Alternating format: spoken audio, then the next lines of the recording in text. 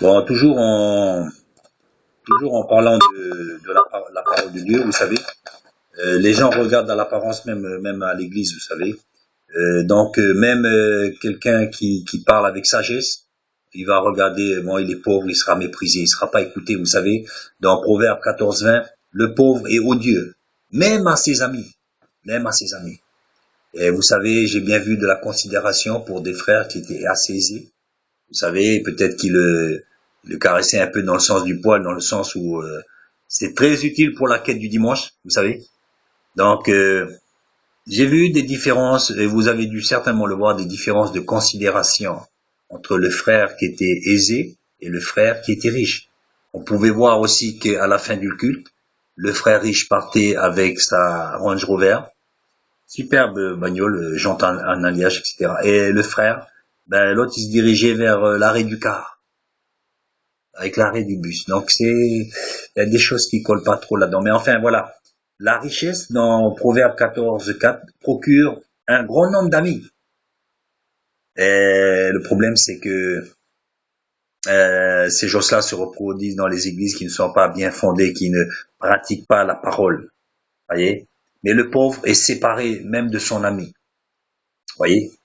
Les frères du pauvre le haïssent. 19, verset 7. Combien plus ses amis, quoi. Donc David même aussi disait dans Psaume 38, verset 12, quand il était atteint, même ses amis s'éloignaient de s'appeler.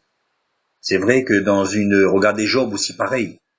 Ah, ils sont arrivés là, au lieu de le consoler, ils sont arrivés pour essayer ça a plutôt l'enfoncer. Heureusement que c'était un solide gaillard spirituellement, Job, parce que même sa femme qui lui disait, ben, maudit Dieu et meurt, ben, lui, quand il était atteint, pourtant, lui, il a connu la richesse, hein. Ça doit être encore plus dur de connaître la richesse et de tomber là, à se gratter les plaies là. Et en plus, vous voyez les trois lascars qui, lui, là, au lieu de l'encourager, il l'enfonçait. Voilà, voilà. Et souvent, à l'église, c'est ça. Moi, une fois, j'avais eu un problème, j'ai de voir un frère, entre guillemets, pasteur, hein. Je lui ai dit, tiens, t'as pas une paire de chaussures, là? Parce que là, j'en avais, à ce moment-là, j'avais besoin. J'ai pas honte de le dire, j'avais besoin d'une paire de chaussures. Et il m'a dit quoi? Il m'a pas dit, bah purée, je savais pas que tu étais tombé à ce point-là. Voilà, c'est ça, ça fait du bien d'entendre ça. Et je te rappelle, il m'a jamais rappelé. Par la grâce de Dieu, un jour, un frère qui déménageait pas longtemps après, il m'a donné justement une paire de chaussures qui m'est encore utile. Donc, le milieu chrétien, ça sent mauvais, hein. Ça sent mauvais, hein.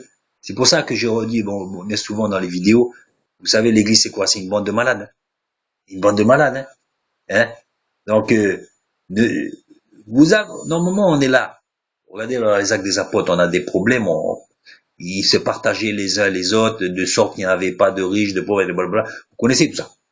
Mais dans la réalité, là, ce bon vieux temps des actes des apôtres aujourd'hui, il est bien loin. Peut-être pas dans toutes les églises, mais vous savez, moi, je m'étonne pas que des gens sortent de l'église, voyez. Sortent de l'église, voyez, parce que ça vole pas haut, hein. Donc, j'en reviens à mon sujet, vous voyez, même David aussi, quand il était dans les problèmes, voilà, même ses amis s'éloignaient, hein. Quand on est riche, vous savez, n'importe qui est riche, même si tu as une sale figure, entre guillemets, ça, tu vois, ils trouveront intérêt à te fréquenter, t'inquiète pas, ça tout le monde le sait. Donc, et encore une chose de plus pernicieux, si on peut dire, la sagesse du pauvre est méprisée dans Ecclésiaste 9, verset 16.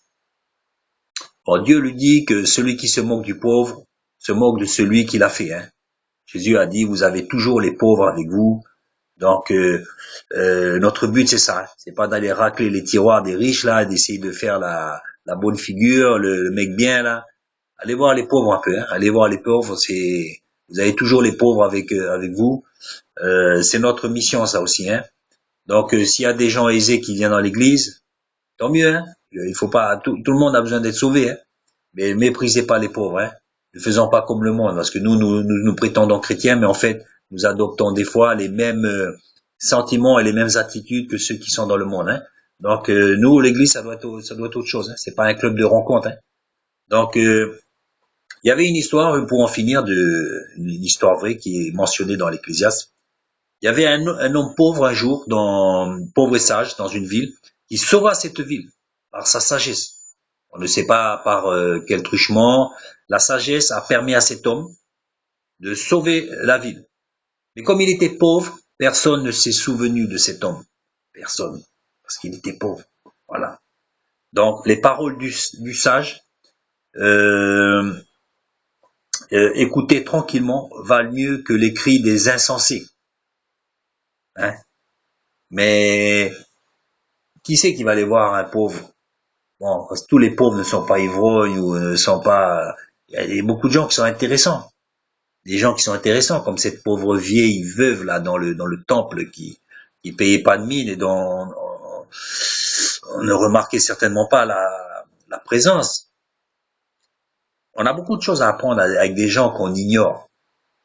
Et donc, notamment la sagesse qui parfois est donnée aux pauvres. On peut dire que la sagesse procure de la richesse, mais pas toujours. Pas toujours. Vous savez, ces choses-là, il y a des choses qui sont impénétrables. Hein, comme on dit, les voies du Seigneur sont impénétrables. Ne cherchons pas à midi à 14 heures. Pourquoi? Pourquoi un homme est pauvre et en plus sage? Bon. Mais la personne qui cherchera évidemment les honneurs, la richesse et tout ça, c'est vrai qu'il passera après beaucoup de choses, à côté de beaucoup de choses.